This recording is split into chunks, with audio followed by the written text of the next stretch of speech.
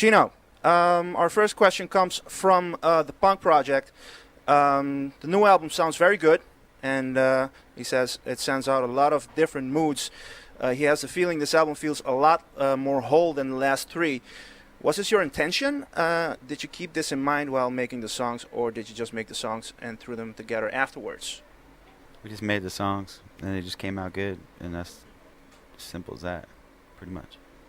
All right.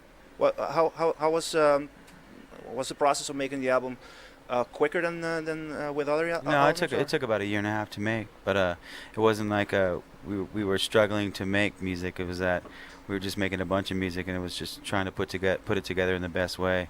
So we had as much time as we wanted to, and I mean that's what made it a full sounding record. I think is what he's trying to describe, and I think that's probably what it had to do with. Was it less of a creative struggle than? Yeah, it wasn't a creative struggle. What one bit.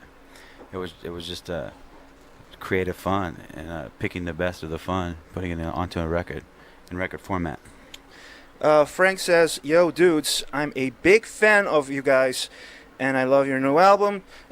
You're more than music to this guy." Anyway, his question is, what brought you to the idea of to make a song with different instruments than normal? And he's talking about anniversary of an uninteresting event. He likes that song. Yeah, that was there was a piano in the studio where we recorded the record, and it was just there. And every day I'd walk by it and I kind of fiddle with it, and I kind of just came up with the melody idea and this vocal line, and then Stefan came in and actually played the drum part, and just kind of made like a real simple beat, but we just recorded the room just like really ambient, and just added guitars and a little tiny bit of moog, and it just turned out to work. You know what I mean? I think you should never be afraid to use any types of instruments. I mean, whatever you feel, just try not to use saxophone or Hammond. Okay. FTD ask, wouldn't you like to go back to the days of playing small clubs? I mean, you're playing a lot of stadiums these days. Yeah, I love to play small places, but you know. Do you ever get the chance? Do what you gotta do.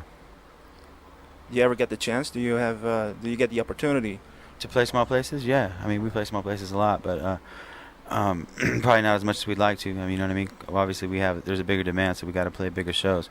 But you know, we always try to, I think, even it out with smaller shows and, you know, big shows, and try to. I mean, like the summer, we're doing the summer sanitarium tour, and that's on the weekends. And during the week, we're doing our own shows, which are like club shows. So. But how does a band of your size and stature manage to get into small clubs, because probably they couldn't afford you? Say it again. Small clubs usually cannot afford bands of your size and stature. How do you go around that? Oh, we just do it. I mean, whatever. We just don't charge as much. Right.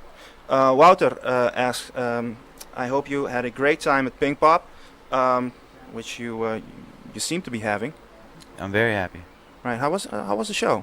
It was good. Yeah. Because well, from what I've seen, you were struggling with some technical things. Yeah.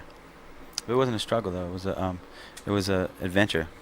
Well, Wouter has two questions.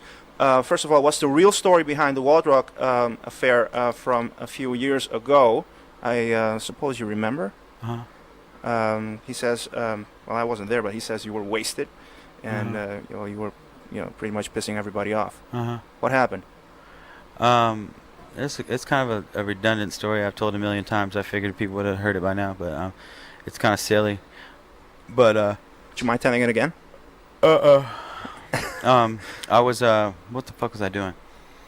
I was kicking drunk? it. I was kicking it, and I was having some drinks, and I had cut my finger, and I went to go fix the cut on my finger at the first aid tent, and I was waiting in there to get it bandaged up, and they were taking like a long time, and I had to go on stage, so I just ran out of the tent and started running towards the stage, and they thought that I was just somebody who jumped the fence and just ran backstage. So the security tackled me, and they beat the shit out of me, and so I stood up, and I was very upset, but I was also very disoriented because I got kicked in the head a couple times.